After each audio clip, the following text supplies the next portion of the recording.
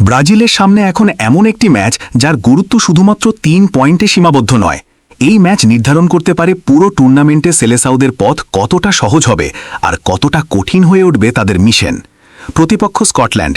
নাম শুনে অনেকেই হয়তো ভাবতে পারেন এটি ব্রাজিলের জন্য সহজ পরীক্ষা, কিন্তু বাস্তবতা হলো এই ম্যাচে সামান্য ভুলও ব্রাজিলকে বড় মূল্য দিতে বাধ্য করতে পারে। কারণ শুধু জয় নয়, গ্রুপ চ্যাম্পিয়ন হওয়াটাও এখন কার্লো আনচেলত্তির দলের জন্য অত্যন্ত গুরুত্বপূর্ণ। বর্তমানে ব্রাজিল যে বেস ক্যাম্পে অবস্থান করছে সেটি তাদের জন্য অনেকটা নিজের বাড়ির মতো। সেখানে রয়েছে সর্বোচ্চ সুযোগ সুবিধা, পর্যাপ্ত গোপনীয়তা, পরিচিত পরিবেশ এবং দীর্ঘ ভ্রমণের ঝামেলা থেকে মুক্ত থাকার সুযোগ। কিন্তু যদি ব্রাজিল গ্রুপ চ্যাম্পিয়ন হতে না পারে এবং রানার্স আপ হিসেবে নকআউট পর্বে যায়, তাহলে তাদের ভ্রমণ পরিকল্পনায় বড় পরিবর্তন আসতে পারে। সেক্ষেত্রে মেক্সিকোতে গিয়ে ম্যাচ খেলতে হতে পারে, যা বাড়তি ভ্রমণ ক্লান্তি এবং প্রস্তুতিতে প্রভাব ফেলতে পারে। এমন পরিস্থিতি নিশ্চয়ই কার্লো আনচেলত্তি চাইবেন না। তাই স্কটল্যান্ডের বিপক্ষে ম্যাচটি ব্রাজিলের জন্য কার্যকর একটি ফাইনালের মতোই গুরুত্বপূর্ণ। গ্রুপের বর্তমান পরিস্থিতি বিশ্লেষণ করলে দেখা যায় ব্রাজিলের সঙ্গে রয়েছে মরক্কো, স্কটল্যান্ড এবং হাইতি। হাইতি কার্যত প্রতিযোগিতা থেকে ছিটকে যাওয়ার পথে। অন্যদিকে স্কটল্যান্ড এখনও লড়াইয়ে টিকে আছে। তারা একটি ম্যাচ জিতেছে এবং একটি ম্যাচ হেরেছে। ফলে ব্রাজিলের বিপক্ষে যদি তারা ড্র করতে পারে, তাহলে সেরা তৃতীয় স্থান অর্জনের হিসাব নিকাশে তাদের সুযোগ থেকে যাবে। আর এই কারণেই স্কটল্যান্ড ম্যাচটিকে জীবন মরণ লড়াই হিসেবেই দেখবে। ব্রাজিল ইতোমধ্যে হাইতিকে 3-0 গোলে হারিয়ে নিজেদের শক্তির প্রমাণ দিয়েছে।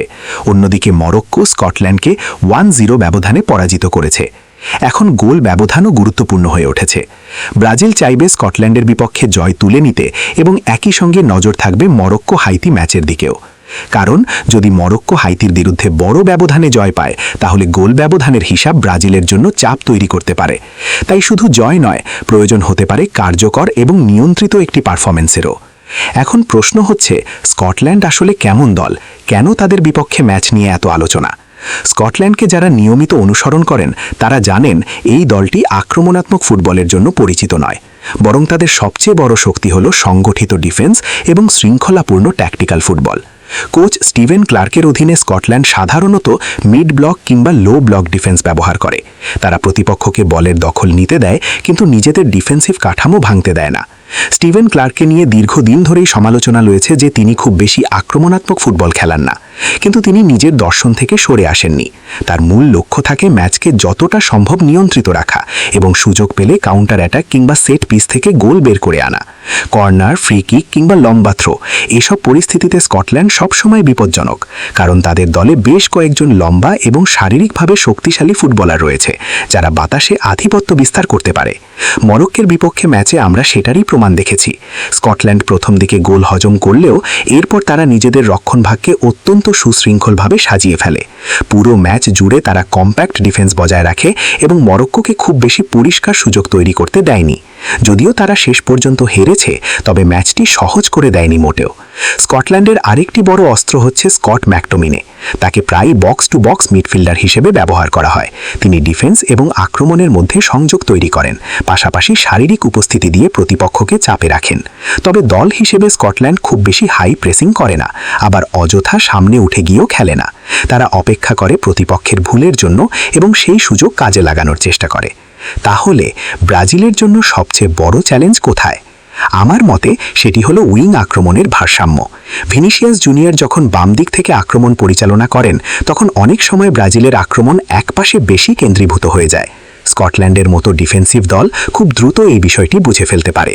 তখন তারা ভিনিসিয়াসকে ঘিরে 2 বা 3 জন খেলোয়াড় দিয়ে চাপ সৃষ্টি করবে এবং তার প্রভাব কমিয়ে দেওয়ার চেষ্টা করবে। এখানেই কার্লো আনচেলত্তির কৌশল গুরুত্বপূর্ণ হয়ে উঠতে পারে। যদি ডান প্রান্তে এমন একজন খেলোয়াড়কে ব্যবহার করা যায় যিনি নিয়মিত রান করতে পারবেন এবং প্রতিপক্ষের ডিফেন্সকে ব্যস্ত রাখবেন, তাহলে স্কটল্যান্ডের জন্য ম্যাচ অনেক কঠিন হয়ে যাবে। এনরিক সেই ভূমিকায় কার্যকর হতে পারেন। তার গতি, শক্তি এবং স্পেসে দৌড় দেওয়ার ক্ষমতা স্কটল্যান্ডের ডিফেন্সের জন্য বড় সমস্যা তৈরি করতে পারে। ভাবুন একবার, একদিকে ভিনিসিয়াস, অন্যদিকে এনরিক। তখন স্কটল্যান্ডের ডিফেন্ডাররা সিদ্ধান্তই নিতে পারবে না কার দিকে বেশি মনোযোগ দেবে। আর ঠিক এই ধরনের পরিস্থিতি তৈরি করতে ভালোবাসেন কার্লো আনচেলত্তি। বিশ্বের অন্যতম সফল এই কোচের সবচেয়ে বড় গুণ হল প্রতিপক্ষের পরিকল্পনা বুঝে সেটিকে ভেঙে ফেলা। তিনি জানেন কখন কোথায় পরিবর্তন আনতে হয় এবং কিভাবে ম্যাচের গতি নিজের দলের পক্ষে নিয়ে আসতে হয়। সবকিছু বিবেচনায় নিলে স্কটল্যান্ডকে অবহেলা করার কোনো সুযোগ নেই। তারা হয়তো বিশ্বের সবচেয়ে আক্রমণাত্মক দল নয়, কিন্তু অত্যন্ত সংগঠিত এবং শৃঙ্খলাবদ্ধ একটি দল। তবে ব্রাজিল নিজেদের স্বাভাবিক ছন্দে খেলতে পারে, বলের দখল ধরে রাখতে পারে এবং দুই উইং থেকে সমানভাবে আক্রমণ চালাতে পারে, তাহলে জয়ের সম্ভাবনা অবশ্যই তাদের পক্ষে থাকবে। সবচেয়ে গুরুত্বপূর্ণ বিষয় হলো এই ম্যাচের ফল শুধু একটি জয় বা পরাজয় নির্ধারণ করবে না, বরং পুরো টুর্নামেন্টে ব্রাজিলের পথের পথও অনেকটা নির্ধারণ করে দিতে পারে। তাই সমর্থকদের মতো কার্লো আনচেলত্তির এবং তার খেলোয়াড়রাও জানেন স্কটল্যান্ডের বিপক্ষে এই লড়াইয়ে কোনো ধরনের আত্মতুষ্টির সুযোগ নেই। এখন দেখার বিষয়, মাঠের লড়াইয়ে ব্রাজিল কি তাদের সামর্থ্যের প্রমাণ দিয়ে গ্রুপ চ্যাম্পিয়ন হিসেবে পরের ধাপে যেতে পারে, নাকি স্কটল্যান্ড নতুন কোনো চমক উপহার দেয়। তবে বর্তমান ফর্ম, দলীয় সমন্বয় এবং আনচেলত্তির অভিজ্ঞতা বিবেচনায় ব্রাজিল সমর্থকদের আশাবাদী হবার যথেষ্ট কারণ রয়েছে। এবার অপেক্ষা শুধু মাঠে সেই প্রত্যাশার প্রতিফলন দেখার।